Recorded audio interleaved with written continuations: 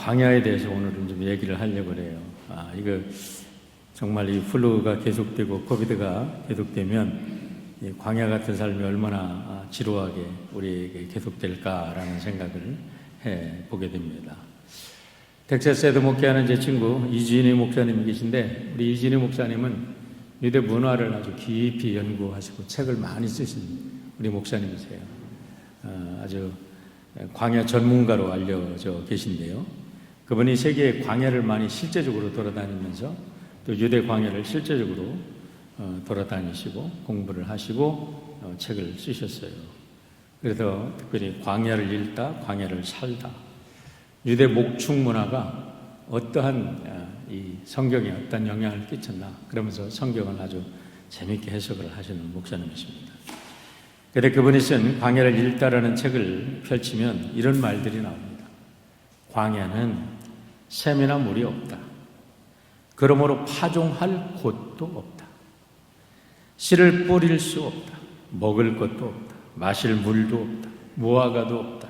포도도 없다. 석류도 없다. 광야는 뜨겁다. 피할 만한 그늘을 눈 씻고 찾아봐도 없다. 사막에 뜨거운 바람이 불어닥칠 때 그늘을 찾지 못하면 죽을 수밖에 없다. 광야는 고난의 장소다. 메마름의 장소다. 고통의 장소요, 기다림의 장소다. 혼돈과 공허의 장소다. 광야는 모든 것이 없는 것, 투성이다. 그런데 하나님은 자기의 백성을 그 광야에서 기르신다. 하나님의 사람들은 광야에서 만들어진다. 이렇게 쓰고 있는데 얼마나 영감을 주는 말씀인지 몰라요.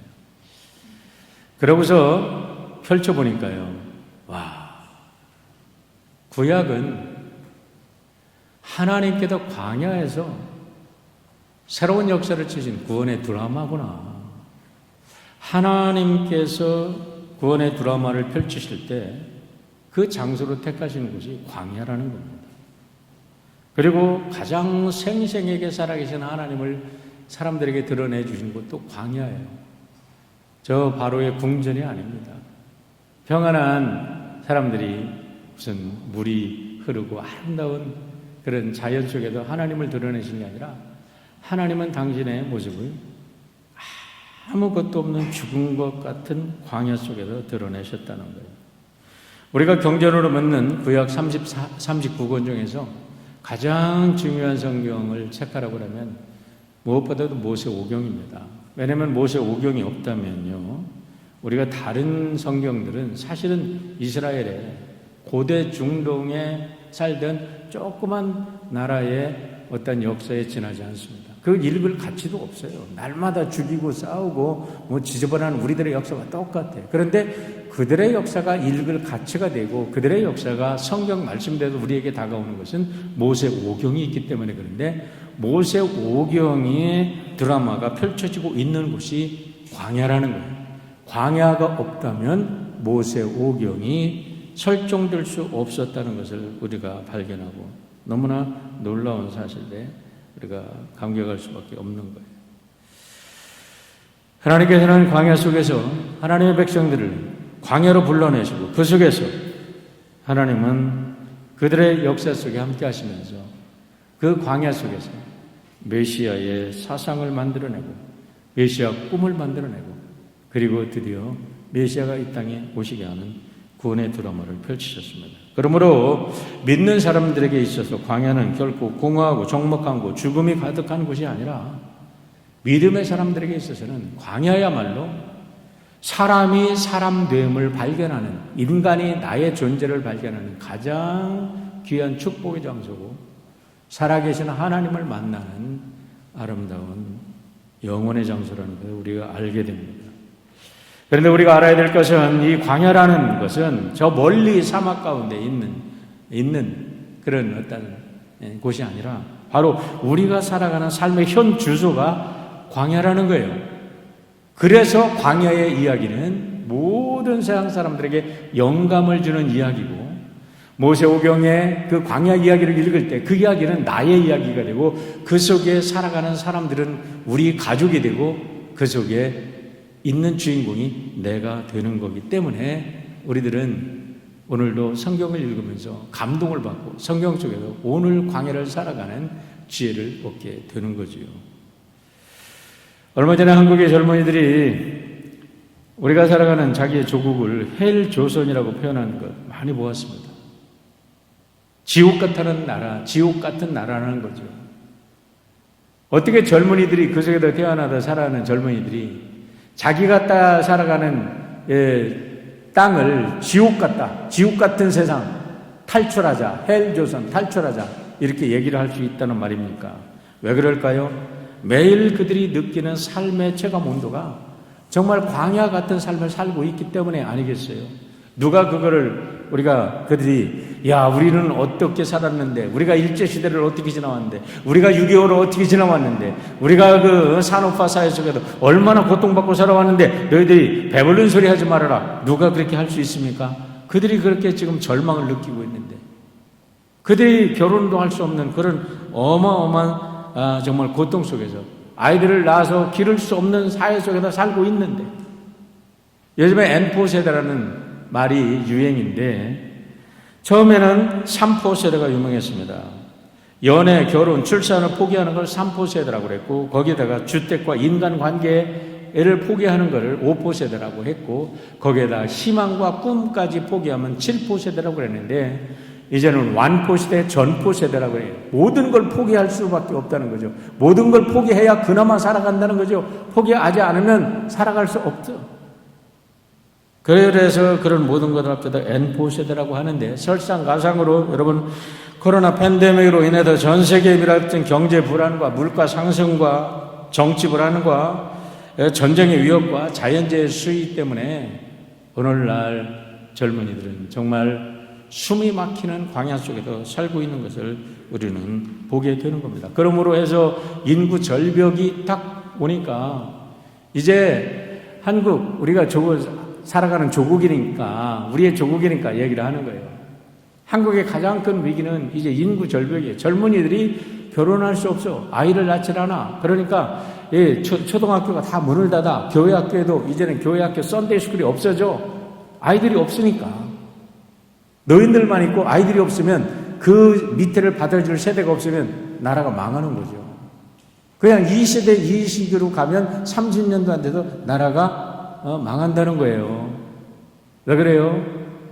오늘 광야를 살아가고 있는 저들이 절망하고 있기 때문에 그렇다는 거예요. 그런데 여러분, 우리가 성경을 비교해 보자는 겁니다. 민수기를 보세요. 민수기라는 거는 사람의 숫자를 셌다는 겁니다. 넘버스라는 거예요. 넘버스. 우리가 출애굽에 나와서 사람 숫자를 셌습니다. 그리고 광야로, 가나안 땅으로 들어가기 직전에 사람의 숫자를 세었어요. 그런데 그 사이가 얼마냐면 40년 동안이야. 광야를 거쳤어. 아무것도 없는 광야 생활을 거쳤어. 그리고 그 속에서 20세 이상, 출애굽에서 20세 이상 되는 사람은 다 죽었어. 한 사람도 안 남고 다 죽어서 갈렙과 여호수아 딱 두 사람이야. 모세도 죽었어. 아론도 죽었어. 미리암도 죽었어. 다 죽었어. 두 사람 남기고 다 죽었어. 그런데요, 재밌는 게 있습니다. 처음에 나올 때 60만 3,550명이 나왔는데, 가나안 땅에 들어갈 때 60만 1,730명이 가나안 땅에 들어갔다고 기록하고 있습니다. 1,820명만 줄어들었어요. 그런데 이것도 줄어들 일이 아니야. 왜냐하면 신명기를 설교할 때 가나안 들어가기 2개월 전에 신명기가 선포됐습니다. 그런데 그 신명기가 선포되기 2개월 전에 바알볼 사건이 있었어요. 발람의 사건 때문에, 발람의 유혹에 빠져서 이스라엘의 젊은이들이 모압 여인들과 성적인 음행을 했습니다. 그래서 24,000명이 하루에 죽어나갔어요. 만약에 4개월 전에 24,000명이 죽지 않았다 그러면은 오히려 광야에서 더 많이 사람이 불어났다는 거예요. 장정 60만 3,500명인데 62만 4,000명 정도가 됐다는 거예요. 여러분, 이걸 상상해 보세요. 숫자가 늘어났다는 게 뭐를 의미해요? 그 험난한 광야 속에도, 그 절망의 광야 속에도 젊은이들은 사랑을 했다는 거예요. 야, 여러분들이 젊은이들이 사랑한다는 게 얼마나 아름다운 이야기인지 몰라. 우리 젊은이들이 사랑을 하고 결혼을 하고 아이들을 낳아서 길러야 되는 거예요. 할렐루야. 그게 축복이라니까. 근데 그 이스라엘 사람들은 그 험난한 광야를 살면서도 집 한 채도 없습니다. 텐트 하나면 좋게 그 속에도 젊은이들이 사랑을 꿈꾸며 결혼을 하고 아이들을 그 속에도 물도 없는 곳에서 아이들을 길러내서 결국은 가나안 땅에 들어갈 때는 인구가 오히려 더 불어났다니까요. 죄만 지지 않았다면. 그런데 오늘 여러분, 우리는 왜 절망합니까? 왜 우리는 결혼하지 못합니까? 왜 우리 아이들이 왜 못합니까? 집이 있어야지, 차가 있어야지, 뭐가 있어야지 결혼하지. 그렇게 조건을 내세우니까 누가 결혼해? 기성품을 찾으니까 어떻게 결혼을 해? 아무것도 없지만 하나님의 꿈이 있고 하나님이 주신 젊음이 있고 용기가 있고 의지가 있으면 하는 거잖아요. 전부 다 그렇게 생각하니까 미래가 없는 거예요. 개인의 미래가 아니라 여러분 공동체의 미래도 없고 교회의 미래도 없고 조국의 미래도 없는 거예요. 나라의 미래도 없는 거예요. 그런데 성경을 보면요, 성경은 놀랍게도 그 광야에서 인간의 생각을 완전히 뒤집어 엎어버리는 코페르니쿠스적 전환이 일어나는 하나님의 놀라운 축복이 광야에서 있었다는 것을 우리들에게 오늘 보여주고 있는 줄 믿으시기를 바랍니다. 여러분, 코페르니쿠스적 전환이라는 것은요, 천동설이 지동설로 바뀌는 겁니다. 코페르니쿠스가 아무리 봐도 지구가 도는 게 아니라, 천체가 도는 게 아니라 지구가 돈다 그랬어요. 그런데 이거는요, 인류 역사는 어마어마한 가치관의 변화입니다. 사상의 변화고 모든 이것으로 인해서 모든 세계관이 다 바뀌었어요. 이것으로 인해서 오늘날 과학이 발전하고 이것으로 인해서 우주가 새롭게 개척이 되고요. 이 관점을 바꾸음으로 해서. 그런데 오늘 우리가 성경을 읽어보면 하나님께서는 이렇게 하나님의 백성들을 늘 택하셔서 세상의 관점을 바꿔놓으시고 한 인간의 관점을 완전히 바꿔서 하나님의 관점으로 바꿔서 세상을 새롭게 하시는 하나님을 우리는 광야에서 만나게 되는 줄 믿으시길 바랍니다. 우리가 욥 같은 사람은요, 진짜 광야 중에 광야를 만난 사람이에요. 욥을 생각해 보세요. 동방의 의인입니다. 부자 중에 어마어마한 부자, 그만한 부자가 없어요. 얼마나 지혜로운 사람인지 당대 최고의 학자입니다. 나중에 그 친구들과 이게 논쟁을 벌인 걸 보면요, 모든 성경의 신학이 거기에 다 녹아 있어. 그게 욥기야. 욥기는 한 의인이 그냥 고통받고 고통받는 의인이 왜 고난을 당할까? 의인이 왜 고난을 당할까? 이렇게 사람들이 주제를 놓고 보는데 그렇지 않아요. 그 욥기를 읽어보면요, 욥기의 신학이 성경의 신학이야. 그 속에 신학의 에센스가 다 녹아 있어. 그런데 그런 어마어마한 지혜를 가진 욥이에요. 그런데 하루아침에 재산이 그냥 한순간에 날아갑니다. 여러분, 재물은 한순간에 날아가는 거예요. 날아갈 수 있어요. 자식들이 한꺼번에 10명이 다 죽어버립니다. 거기다가 자기 몸이 병이 드는데, 피부병이 드는데, 얼마나 피부병이 심한지 파리들이 구더기를 까가지고 구더기가 살을 파먹고 들어갑니다. 그런 정말 처참한 모습을 보면서 욥의 아내가 뭐라고 하냐면 이렇게 말합니다. 욥기 2장 9절이에요. 그의 아내가 그에게 이르되 당신이 그래도 자기의 온전함을 굳게 지키느냐? 하나님을 욕하고 죽으라. 근데 욥이 하나님 욕하고 죽었나요? 감기만 들려도 하나님 어디 계셔? 코비드 조금 왔다고 하나님이 어디 계셔? 예배를 왜 드려? 이렇게 하는 오늘의 시대. 너희들이 40년 광야길을 걷게 한 이유가 뭐냐? 하나님이 물으시는 거예요. 그런데 너무 처참한 광야를 경험하니까 그의 아내가 하나님은 안 계셔. 이 바보 멍청이야. 하나님은 안 계셔. 하나님 계시면 당신이 이럴 수가 없어. 그러니까 하나님 욕하고 죽어버려. 하고 저주를 퍼붓습니다. 그러고서요, 욥기를 계속 읽어보면 욥의 아내가 도망갔나 봐. 왜냐면 그 다음부터 욥의 아내가 나타나지 않거든. 안 나타나. 제일 마지막에 새롭게 2배로의 축복을 받았다 그러는데 아마 세상가 간 것 같아요. 욥의 아내가 사라지고 나서 3명의 친구가 등장을 합니다. 평소에 세상의 이치를 논하고 함께 신학을 논했던 그 절친한 친구들 보면 그들의 사상과 그들의 신학이 어마어마합니다. 나는 욥기를요, 그냥 제가 영어를 뭐 잘하는 사람은 아니에요. 그렇지만 영어하고 이렇게 한국말하고 비교해보면, 어떻게 이렇게 아름다운 문장들이 나올 수 있나. 문학을 하는 사람은 욥을 읽지 않으면 안 돼. 너무나 아름다운 문장이 막 뒤에 쏟아져 나오거든요. 그리고 너무나 아름다운 막 그 지식들이 뭐 신학들이 다 욥기 뒤편에 몰려 있거든요. 그런데 이 신학자들이 와서요, 욥의 상황을 보니까 자기들이 상상했던 것보다는 너무나 끔찍스러워.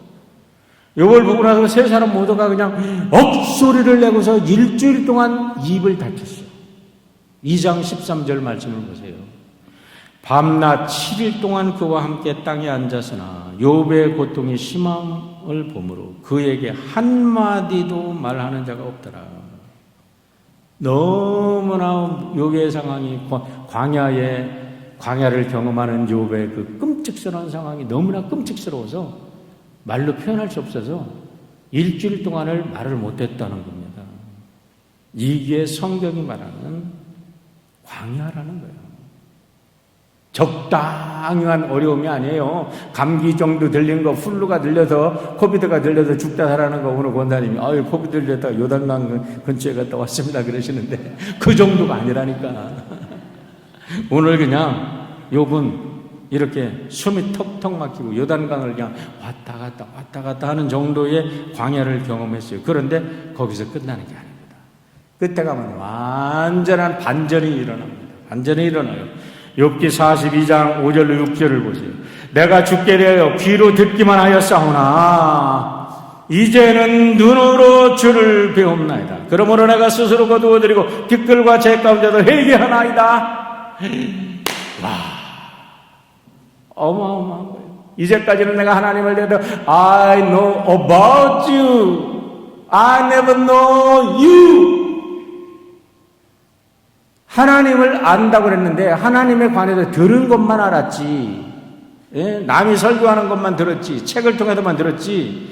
내가 직접 하나님을 만나서 나의 하나님, 나의 주가 된 적이 없다는 거예요. 그런데 이 광야의 그 철저한 고난을 받는 그 마지막 그 바닥에서 욥은 하나님을 정말로 만나서 I know you.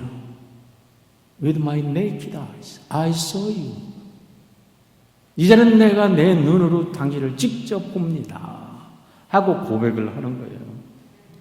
이 영적 경험으로 인해서 욥은요, 이 세상의 모든 인류역사상 어두움과 고통과 광야를 걷는 모든 사람들의 등불이 된 줄 믿습니다. 근데 욥을 통한 축복은 여기서 끝나지 않아요. 욥이요, 그 다음에 보니까요, 42장 10절입니다. 이게 저는 욥의 결론이라고 생각해요. 욥이 그의 친구들을 위하여 기도할 때, 욥이 그의 친구들을 위하여 기도할 때, 그 친구들이 어떤 친구들이에요? 신학적으로 너는 나쁜 놈이야, 너는 사기꾼이야, 너는 말이야 엉터리 믿음을 가진 놈이야 하고 얼마나 많이 그를 핍박했어요.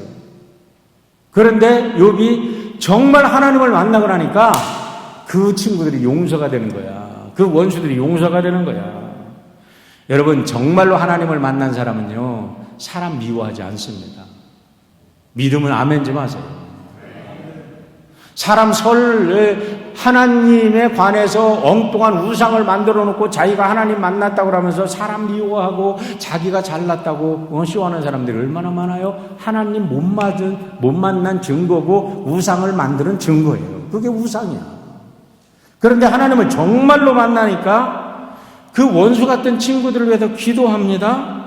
하나님께서 그의 모습을 보고 이제는 하나님이 창조하신 그 원형이 회복된 것을 보고 하나님의 영이 그 안에서 완전히 회복된 것을 보고 하나님이 그의 곤경을 돌이키시사 여호와께서 욥에게 이전의 모든 소유보다 갑절의 복을 더 주시니라. 할렐루야. 이런 역사가 일어났다는 거예요.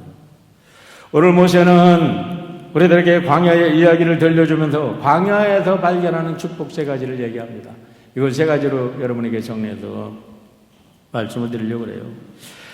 첫째, 광야에서 우리는 진정한 나의 모습이 어떤 모습인지 그리고 하나님은 누구인지를 발견하는 축복의 장소가 광야라는 겁니다. 1절로 3절의 말씀을 보시길 바랍니다.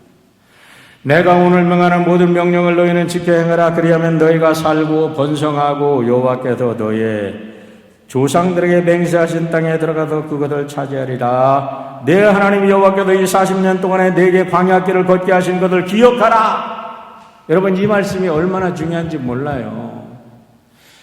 우리가 이 세상 태어날 때 누구 때문에 태어났어요? 어머니 아버지 때문에요? 아니에요. 하나님이 우리에게 생명을 주셔서 이 땅에 태어나신 줄 믿습니다.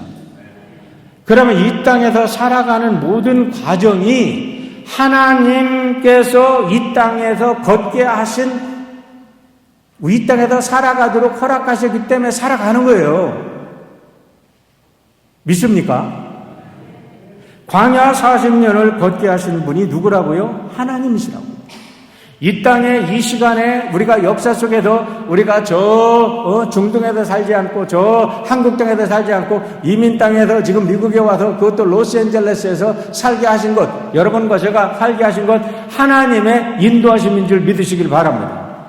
그런다고 하면 오늘이 그것이라고 너희들을 확실하게 믿는다면 오늘 너희들을 낮추시고 너희들을 시험하고 우리에게 고통이 오고 우리가 코비드도 오고 뭐 플루도 걸리고 죽을 것 같다 살아나기도 하고 어려움도 당하고 사업에 어려움도 당하고 모든 것 속에서 네가 하나님을 사랑하냐? Do you love me? 하고 물으시는 하나님의 음성을 들으라. 너를 낮추시며 높이시며 줄이게 하시며 알지 못하던 내 조상들도 알지 못하던 만나를 내게 먹이신 것. 오늘까지 우리가 매일 만나 먹고 살잖아요. 내일 뭐 먹을지 아세요? 여러분 내일 뭐 먹을지 아무것도 모르잖아요. 나는 뭐 벌써 알아. 내가 무슨 요리할 거 계획 딱 해놨거든. 그거를 누가 주세요? 하나님이 주시잖아. 하나님의 하루하루에 일용할 양식을 주셔서 우리가 먹고 살아가는데 그 모든 것을 하신 이유는 사람이 떡으로만 사는 게 아니라 하나님의 말씀으로 사는 것이다. 우리 힘으로 사는 게 아니라 하나님의 은혜로 사는 것을 알게 하기 위해서 우리에게 그 고난을 주셨다고 하나님은 말씀하고 계시는 겁니다. 깨닫게 하시라고. 우리가 잘 알듯이 독일의 철학자 요시는 괴테가 유명한 말을 했죠. 눈물 젖은 빵을 먹어보지 못한 사람은 인생을 논하지 말아라. 눈물 젖은 빵을 먹어보지 못한 사람은 인생을 논하지 말아라. 저는 대학교 때 눈물 젖은 빵을 많이 먹어봤어요. 밥 한 숟갈 넣다가 삼키지 못하면 그게 찌어가지고 며칠 고생하고 그런 삶을 살면서 그 속에서 만난 하나님, 그 속에서 나를 지켜주신 영원히 이제는 불평할 일이 없는 거야. 어떻게 우리가 그 광야를 경험하고 그 광야를 통과하고 그 광야 속에서 만난 하나님의 사랑과 은혜를 우리가 잊어버리고 하나님을 향하여 불평하고 형제 자매를 향하여 불평한단 말입니까? 여러분, 그거보다 더 위대한 말씀이 있잖아요. 괴테의 말이 유명하다고 사람들은 하지만 그거보다 더 위대한 말이 뭐냐면 오늘 3절의 말씀이에요.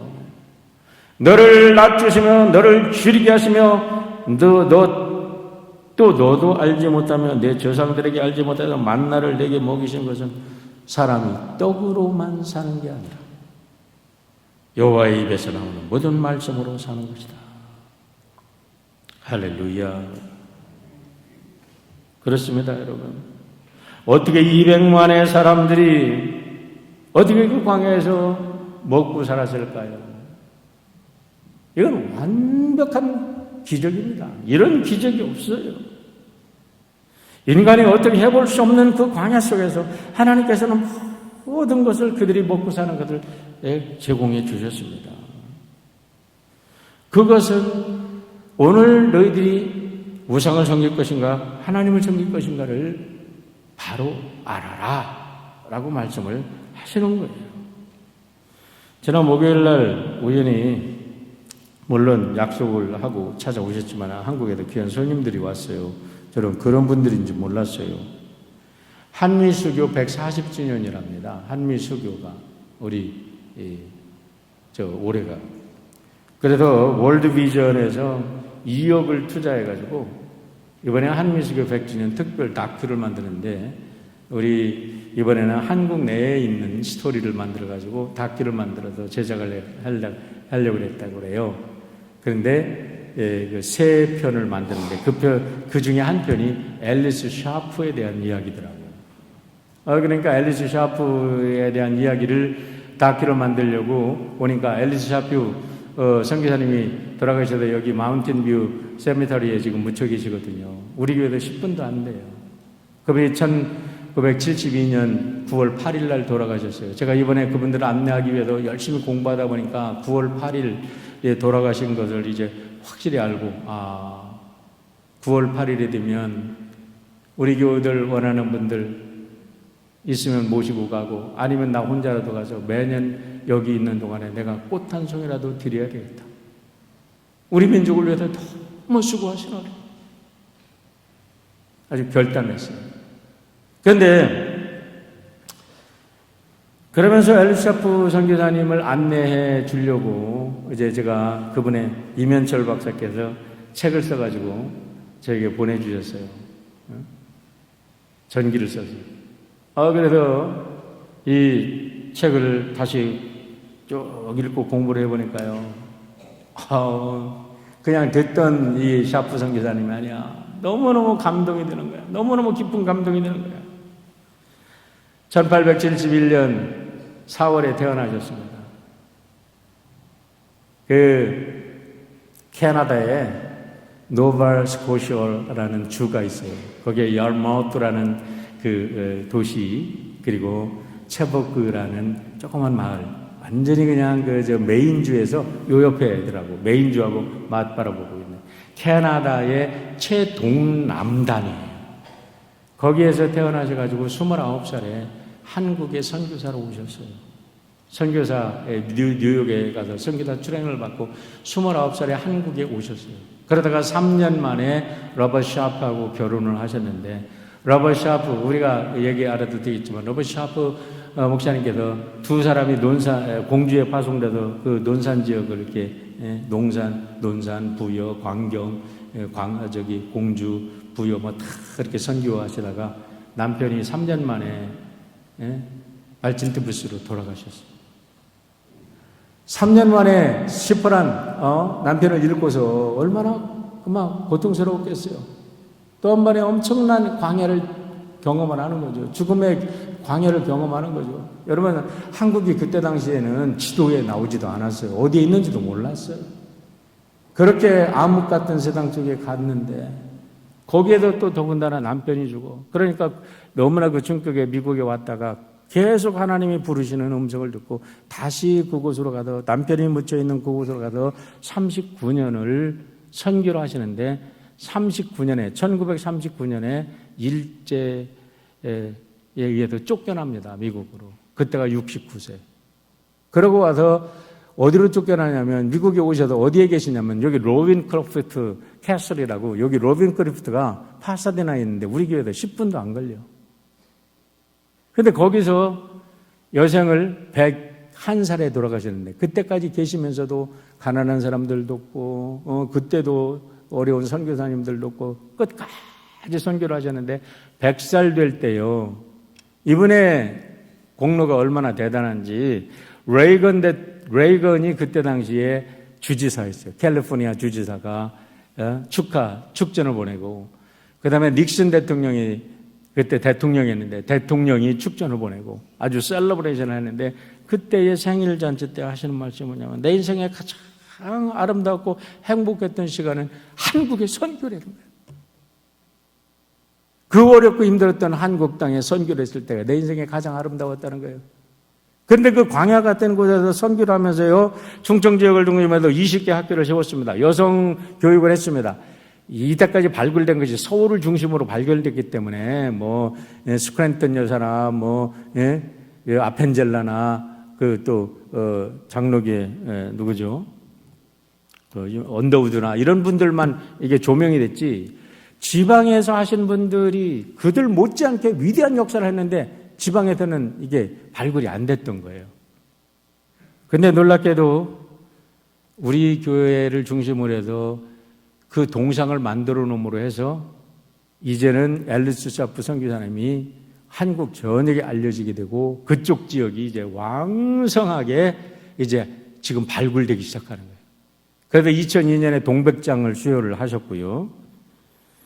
그분이 그 여성들에게 한글을 깨우치고 가르치고 그랬는데 그분의 제자 중에 유관순이 있었고 중앙대 설립자 이명신 박사가 있었고 한국 여성 최초 여성 목사인 전밀라, 한국 여성 경찰서장으로 1호 경찰서장으로 노마리아, 여성 간호학교를 세워서 최초로 간호학교를 세운 박한나 권사, 여기서 살다 여기서 돌아가셨어요. LA에서. 그리고 구두의 선생, 여기 우리가 보면은 구두의 선생이 지은 찬송가가 많은데 구두의 선생이 우리 앨리스 샤프 선교사님 풍금을 치고 이게 노래를 하고 그런 데서 배워서 음악을 좋아하면서 이렇게 음악가가 됐다 그래요. 뭐를 말합니까, 여러분? 광야에서 보석들을 건져내시는 거예요. 광야에 가니까 여러분 그 어둡고 그 참담하고 절망적인 그 세상을 밝기를 아름다운 빛의 보석들을 발굴해내서 우리 앨리스 샤프 선교사님이 그들을 발견해서 오늘의 한국을 만드신 줄 믿으시길 바랍니다. 우리 미국의 선교사님들이 1,500명, 2,000명이 가가지고 그 일들을 하셨어요. 그래서 지금 우리나라의 그 5,000년 역사에 새 빛이 온 줄 믿으시길 바랍니다. 이건 역사적 사실이잖아요. 누가 부인해요? 이와 같이 광야에서는 나의 존재 가치가 누구고 하나님이 어떤 분인가를 발견하는 위대한 곳이 광야라는 거예요.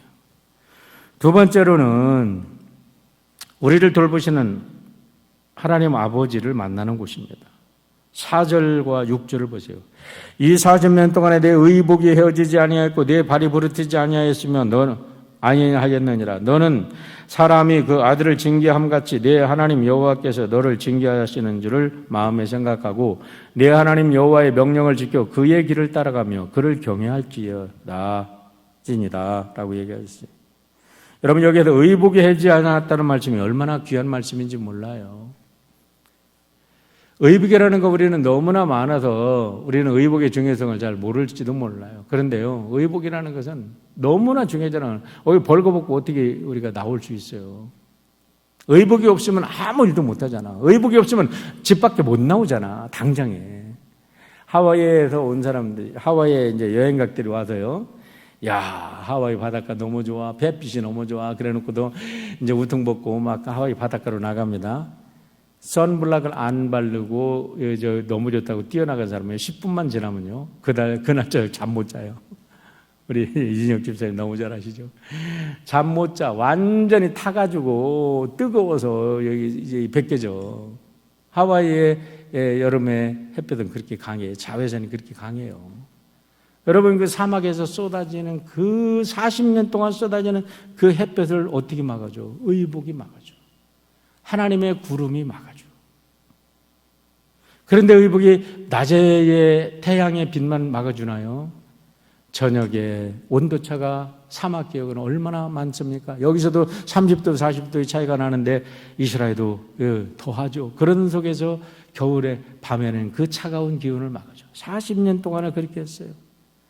여러분, 발이 부르지도 않았다는 말씀은 얼마나 대단한 말씀인지 몰라요. 여러분, 우리가 맨발을 벗고 어디를 나가겠습니까? 거기를 봐보세요. 그 사막길, 낮에는 그냥 그것이 데펴져가지고 이게 쇠에 불이 데펴진 것 같이 뜨거운 그 모래밭을 신발 없이 어떻게 걸어? 그런데 놀랍게도 하나님께서는 40년 동안 그곳에서 사람들이 살아가게 하고 걷게 하셨고 그곳에서 아들, 딸 낳게 하셨고 키우게 하셨고 하나님께서 하나님의 사랑으로 키워주셨다는 거예요. 할렐루야. 여러분, 하나님의 사랑을 이렇게 절실하게 경험만 할 때가 어디 있어요? 사람이 풍족하면요 하나님 사랑 모르더라고. 다 지 잘났지. 근데요 우리가 어렵고 힘들어 보면요 모든 게 하나님의 은혜야. 모든 게 하나님의 사랑이야. 바울 사도가 데살로니가전서 5장 16절로 18절에도 그렇게 말해요. 항상 기뻐하라, 범사에 감사하라, 쉬지 말고 기도하라 그랬어요. 그런데 바울 사도가 어떻게 이런 얘기를 했을 수 있을까? 이건 머릿속에서 나온, 그냥 입에서 나온 걸까? 아닙니다. 고린도 후서 11장을 보세요. 내가 수고를 넘치도록 하고 옥에 갇히기도 더 많이 하고 매도 수없이 맞고 여러 번 죽을 뻔하였으니 유대인들에게는 40에 하나 감한 매를 5번 맞았으며 3번 태장으로 맞고 1번은 돌로 맞고 3번 파선하고 일주일을 깊은 바다에도 지냈으며 여러 번 여행하면서 강의 위험과 강도의 위험과 동족의 위험과 이방인의 위험과 신의 위험과 강야의 위험과 바다의 위험과 거짓 형제 중에 위험을 당하고 또 수고하고 애쓰고 여러 번 자지 못하고 줄이며 목마르고 여러 번 굶고 춥고 헐벗었노라. 광야는 다 경험을 했어. 바울 사도가 광야를 다 경험했는데 어떻게 항상 기뻐하라, 항상 범사에 감사라고 그랬을까요? 고린도후서 4장 7절과 10절에도 나옵니다. 그 비결이 이게 여기 있어요. 우리가 이 보배를 질그릇에 가졌으니 이는 심히 큰 능력은 하나님께 있고 우리에게 있지 아니함을 알게 하려 함이니라. 우리가 사방으로 우겨쌈을 당하여도 당하지 아니하고 답답한 일을 당하여도 낙심하지 아니하며 박해를 받아도 버림받지 아니하며 꼬꾸리짐을 당하여도 망하지 아니하고 우리가 항상 예수의 죽음을 몸에 짊어지면 예수의 생명이 또한 우리 몸에 나타나게 하려 함이니라. 할렐루야. 그렇게 이길 수 있었던 건 뭐냐? 예수 부활의 생명이 내 안에 있는데 이 세상의 교란이 무슨 문제가 되겠냐? 원수들의 칼과 활이 무슨 문제가 되겠냐? 너희들이 내 목숨을 끊는다 할지라도 내 안에는 영생이 있다. 이런 자신감을 가지고 살았기 때문에 여러분 항상 감사하고 범사에 감사하고 항상 기뻐하라고 말씀하신 줄 믿으시길 바랍니다. 우리의 삶은 광야예요. 광야가 없었기 때문에 행복했기 때문에 그 말을 한 게 아니라 매일 광야를 경험하면서도 매일 그 속에서 살아계신 하나님을 만났기 때문에 바울은 그렇게 고백할 수 있었던 여러분 위대한 신앙인이 된 줄 믿습니다. 우리의 오늘 광야 같은 이 삶 속에서 하나님을 만나면 동일한 역사가 일어난 줄 믿습니다. 마지막으로 일상의 감사를 깨워주는 것이 바로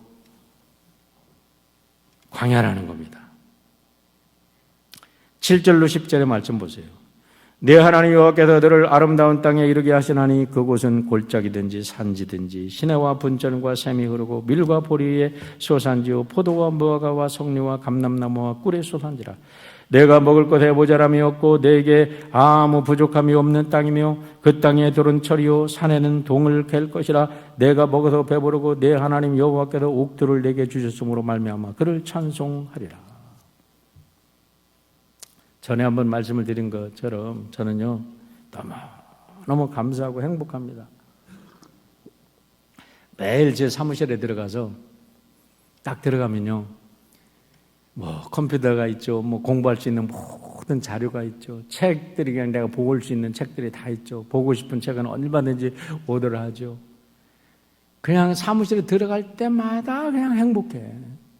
왜 그러냐면 그때마다 내 마음속에 깊이 새겨진 게 있어요. 어렸을 때 책 보고 싶은데 책이 없어.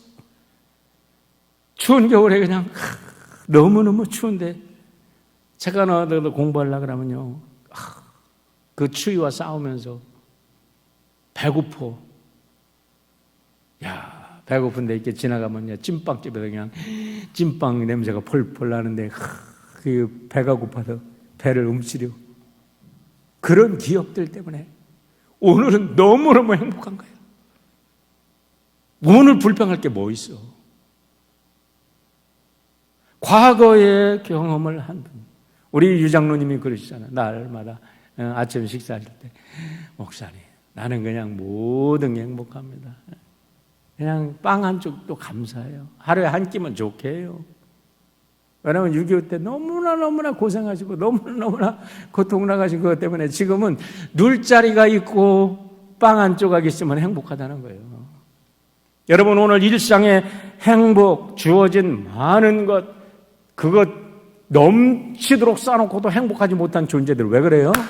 광야를 경험하지 못했기 때문에.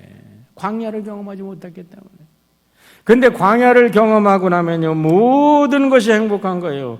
우리가 지난번에 얘기했듯이 가나안 땅이 뭐 그리 좋은 땅입니까? 무슨 젖과 꿀이 흐릅니까?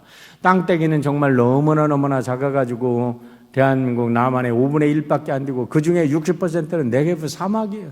그런데 뭐 젖과 꿀이 흘러요. 그런데요, 놀랍게도 그 속에서 이들은 들어가서요, 하나님의 지으신 지혜를 가지고 바닷물을 물로 만드는, 바닷물을 가지고 담수를 만드는 최고의 기술이 이스라엘에서 나옵니다.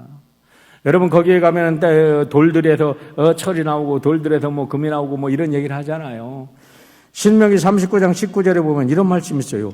모래에 감추어진 보배를 너희들이 흡수하리라. 야, 이건 그 말씀 그대로입니다. 모래 속에 감추어진 보배를 흡수하리라. 그런데 오늘날 이스라엘 사람들이 모래 속에서 실리콘을 뽑아가지고 반도체를 만들어서 세계의 먹거리를 여러분 제공하는 사람들이 이스라엘 사람들이라니까. 반도체를 개발하고 실리콘을 개발한 사람들이 유대인들이라니까.